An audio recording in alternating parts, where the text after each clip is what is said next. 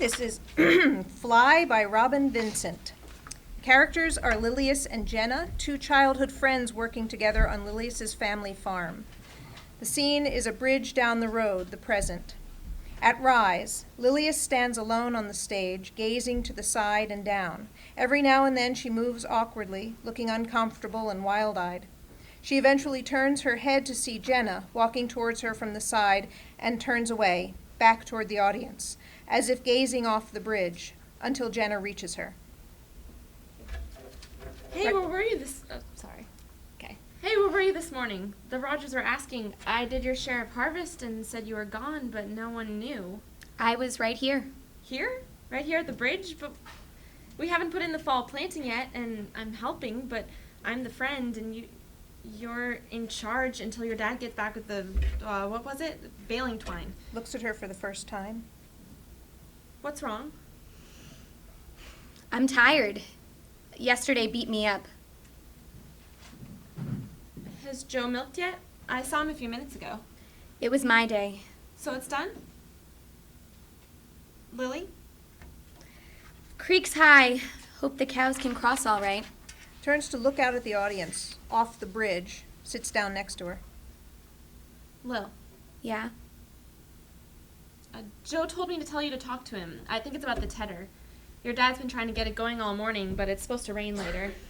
Stupid rain. If we don't get all of that hay in, everything is just falling apart. What do you mean? It's only the baler again. Your mom will be back tomorrow, right? Remember when Joe threw that old baseball completely over the creek? What? Oh, yes. Brothers. I don't think we ever even found it. We looked for ages and... And then my gram came by and yelled at us. She thought we were throwing rocks at the birds. And you ran away and hid in the loft. You always did. That was ages ago. Right before my parents... right before I came to stay with you. But why are we talking about this, Lily? I don't know. There's never any time to just sit and think with this family. I keep remembering things. I know. It's a wonderful family, though. Things like what? Our together things? Kid stuff? Some. The big barbecue the summer before last. Mostly birthdays, though. Your 18th a year ago. My gram made you a strawberry cake, remember? I love your grandmother. The cake was the best I've ever had. Even though she was starting to forget things, she still remembered I like berries. And you ate all the frosting strawberries. You ate all the real strawberries. She always let me lick the whipped cream spoon. Maybe she'll make another cake this year. Are those ducks? Do you remember... What? What? She won't. Huh? There won't be another cake. But, Lil, I'm sure if you'd asked... She's gone. Who? My gram, this morning... Lil, what are you saying? She's dead, Jen.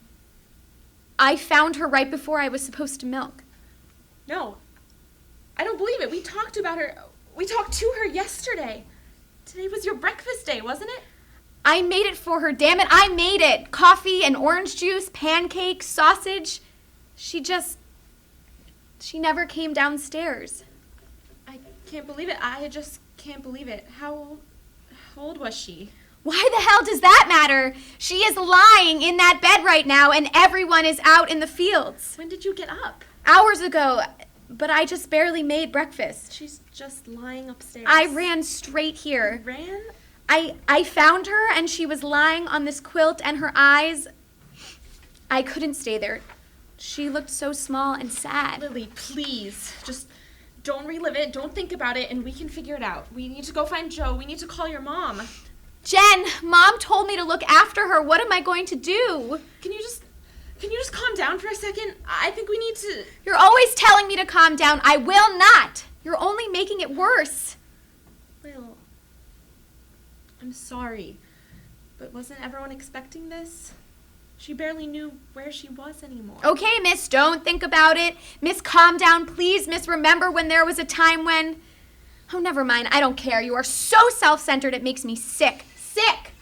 You still have both your grandparents. You don't know the meaning of the word grief. Look, it's easy for you. You have this farm. You have a brother. You have a home. Your parents are divorced and not speaking to each other in completely different states. You have the family I've never had. You know what? This is ridiculous. We're just dumping emotions on each other. Why don't you just leave me alone right now? Go cry about your parents. I'll stay here and think about how much I don't matter. You are blind. You're blind, stupid, and I don't know what. Jenna, it's different. It's different when someone is dead. Different than having to burden yourself on a friend because your parents didn't want you.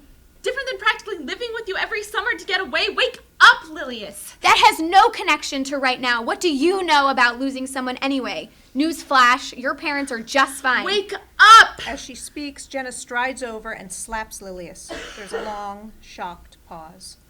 Jenna, Lil, I didn't mean to. I swear, I lost control. you slapped me. I'm Jen, Jen, I didn't think. I want you to keep staying with us. Lil, that doesn't. I'm sorry. I'm sorry too. Jen, I didn't see how hard it is on you. You're not a burden.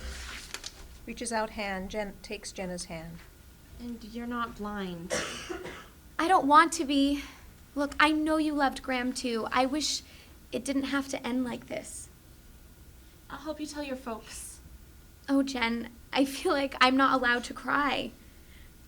I never said I loved her this whole past year. I never said it. Lily, don't think I'm just trying to shut you up, but remember those ducks she took in our 5th grade summer?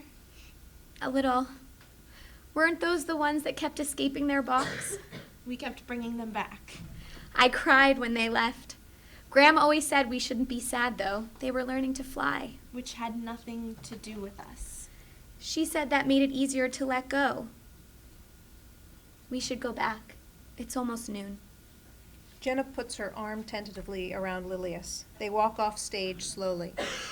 Curtain.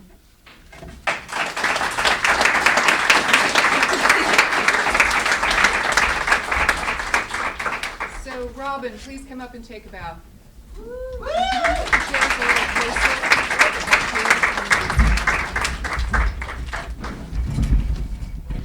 It'll be a little easier to see over your heads for if there's comments. If you can move the chairs up just a little, scooch up a little, Karen. That'd be great. Okay. So, wow. I want to take a minute to breathe. So, what stood out to you? You know the drill here.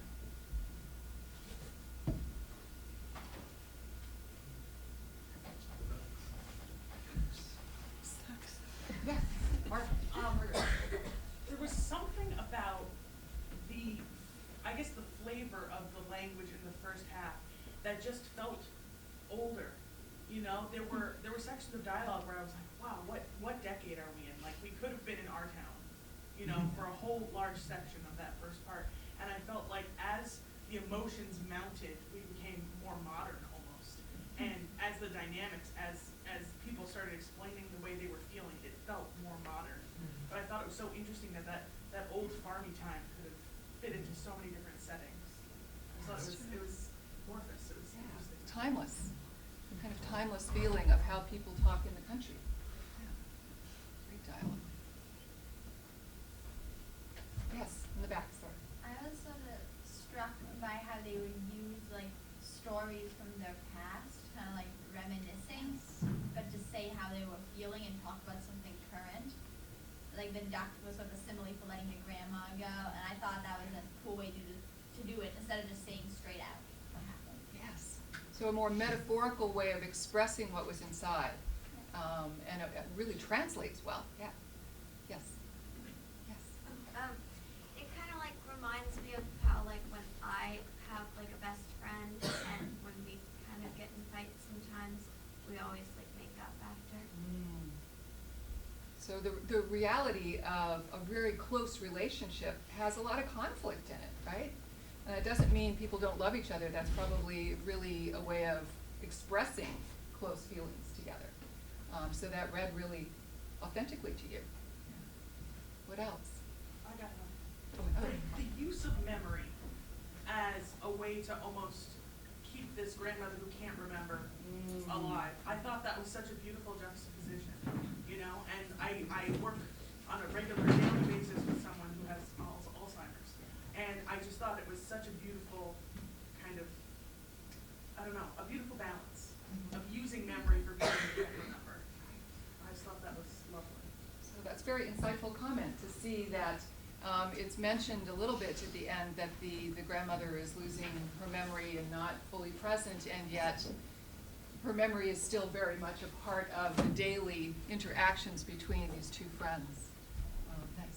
Yeah. I like her first mention of her parents, when my parents did, and you didn't really know, well, did her parents die? What happened to her parents? And so just that sort of gave us a little clue, and then later we found out what happened, but very deep. So the complexity of the characters, they're not one-dimensional. They each have a backstory to bring to this particular moment in time where this conflict happens, which I think really deepens our understanding of the loss, but also deepens their friendship. Maura, did you have your hand up? Yeah, thank you. It's a very complex story. I realize I have like a million questions that the play raised for me. And then again, the amount of time that you have to tell your story. The thing that I kept thinking about once the reveal is that the grandmother's dead. I think it took me a minute or two to start really listening, and that's not a reflection of the play, it's just me. I don't listen that well. So running around, throwing things and punching, I'm right there, but I don't see it. I'm kind of, oh, where are we? But anyway, the grandmother being dead and the characters not doing anything about it was the most interesting thing to me in a way about the play. And the questions it raised for me, like, why are they alone like this? And then just that question, I'm not sure how old is, I'm assuming they're high school or not 18 or something. And like, just this like, how do I navigate this adult world that I've already been put into because these divorced parents and staying with the cousins or friends or whomever, I wasn't too sure, but just that whole thing, that culture of children having to be adults and how do we do this?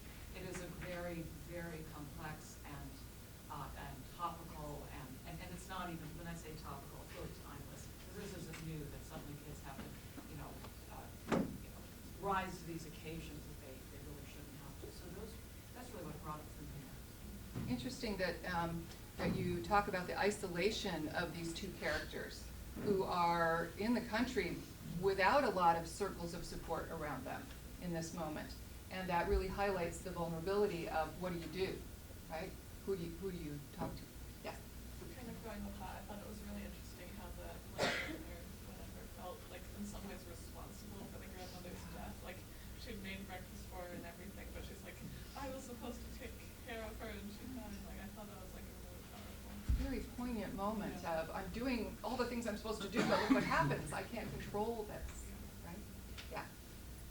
You don't have to answer this, but where did this play come from? Well, actually, one of my questions was, does the bridge make any sense? Because this play went through a lot of revisions, and I think there were some things that were left that I didn't necessarily justify by having things in the text that I previously justified with things that I took out, if that makes any sense at all. But my own grandmother died around 3 years ago, so this kind of came from that. But the conflict in friendship was just, I don't know, from what I've read in books and I mean, personal experience as well, but it didn't come from any one singular experience that was similar. It was just a combination of grief and friends.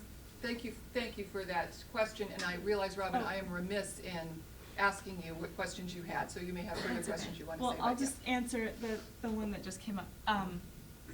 I called it, this is another thing with I called it Fly because of the ducks, and there was more of the duck theme in an earlier draft, and I think it was too late to change the title when I revised it again. But I thought of just sort of adolescents kind of growing up and leaving the nest, I guess, but and dealing with grief as they did that. So that was where the title came from. But I do have one pressing question. Does the dialogue in the beginning feel forced? Great question. Or is there a way that it could be improved that would make it less or more, could it be made more natural? In the back. So I actually did think it felt like you were trying to set the stage a little bit too much with the dialogue, just in the first 2 minutes. Like maybe leave a little bit more of that unsaid about what the brother was doing and what the chore had been. Because in real life, okay. they would have known what the chore had been or what the brother was doing. So, Okay. so maybe, so it wasn't bad, but just a tiny bit less Maybe a little- stage setting in yeah. the dialogue. Not so expository, explanatory. Because it flowed, I mean, as it went on, it flowed better, better, better, the dialogue. A couple here, then front, then Maura. Yeah, lots of suggestions here. Yes, in the back. I almost liked though how the friend was kind of like kept talking about the chores, but her friend was obviously upset. Like I almost felt like it didn't flow, and that was the point. Like one friend kept talking and trying to start a conversation, and her other friend just wasn't responding because she was disturbed that her grandmother died. So I almost liked how the beginning is a little awkward and it's not really almost a conversation. So it plays up that kind of something's amiss, something's Yes. wrong, and it puts that question in your mind. Sir, gentleman over here. Yeah, I didn't think the dialogue was forced so much as it just prolonged the time between we actually found out what the conflict was. So instead of maybe looking at the dialogue as being too forced and needing revision, maybe look at how you can trim it down and make the conflict happen a little earlier. So get to the action quicker? Although you had a comment just a little while ago that said, loved the tension that was built up. So take that as you will, playwright, that it works for some people in some ways and some people in other ways. We had a couple comments up front here too, yeah. Lilius is the protagonist, but, and I identify with her because my grandmother who had Alzheimer's lived with us and died at home. But I actually identified even more with Jenna, who's not the protagonist, because she has adopted this other grandmother, and her friend will let her in. And I identified because my grandmothers were gone, I had to adopt other grandmothers. Other people's grandmothers became my grandmothers.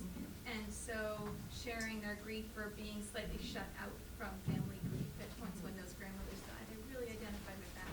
So I really like Jenna's character. So in a two-person play, sometimes we want to pigeonhole people into protagonist and antagonist, like they say those roles. But in this one, what worked for you so well was how there were almost two kind of protagonists here, that they both of their stories spoke to you. One wasn't serving a function, they were both serving a function, which I think is really important for you in developing those kind of characters so well. More, I think, and then there might be some other, yeah. Okay. And over that, yeah. It's hard to see with all the. I'm sorry, I just a cautionary thing in general that I've had to really learn about. When characters reminisce a lot, what I get from that is that there's another story that might be even more interesting, possibly. But it's just a general, not a criticism whatsoever. But just sometimes you can track how many times someone says, "Remember when?" Shouldn't be too many. We want to keep the story driving forward because it does kind of slow it down and take us off in a direction that may not actually serve the plot. And is that, oh, sorry, Go ahead. is that in the beginning that you see that mostly? I think so. Okay. As you're sort of developing the culture and who they are, it's very understandable that as a writer you say, well, this will sort of, fill in some gaps. Yeah. But so just be aware of it. And as we saw with another play, maybe in some ways it's hard to write in this form of a 10-minute play. Maybe you need to write a longer play. Not a bad thing, right? This is learning this craft of playwriting, so there's an opportunity for you to expand. Okay, a couple more comments over here, Margaret. Yeah, and- author, you had asked about if we had got the bridge. Yeah. For me, the symbolism of the bridge really made sense in that the transition I saw in the girls, this idea that they were focused on their own problems until the moment of the slap, and then suddenly they were noticing what was around them and creating or discovering empathy and sympathy. I feel like that's sort of what the bridge was symbolizing for me. That transition where you realize that you're not the only person in the world and your problems might not be the most important, and crossing that sort of moment into adulthood. if that makes sense. That's what That's I read exactly into what I it. intended. Was that it? Yeah. Yeah. Good. It worked. So, one final comment. Yeah. I just want to say that these are nice people. They're caring people. They're people who love each other, and I really like that you still let one of them slap the other one. Because I feel like often parents hold back from letting people be awful in sort of private, hard moments. Almost a little therapeutic. You know what, I could almost imagine one or the other, I could almost imagine her, the character who got slapped saying, thanks, I needed that. Possibly. But that moment of being shocked into awareness, and our moment as an audience of seeing the reality of someone losing control in a very authentic way as well. I think it's a great comment. I have just one, yeah, really one more quick quick final question. question, then I'll sure. get off. No, use this. Your moment. Take it for what it is. So, did the transition from, or like the realization that they went through feel too quick? Or was it paced? I felt it did, like, it was all of a sudden, but it wasn't, like, too sudden, does that make sense? Okay. So again, you know, you can go back and tinker with this, you can expand it, there's a million things you can do with it, but right now you should feel really awesome, as you all should, for doing such great work.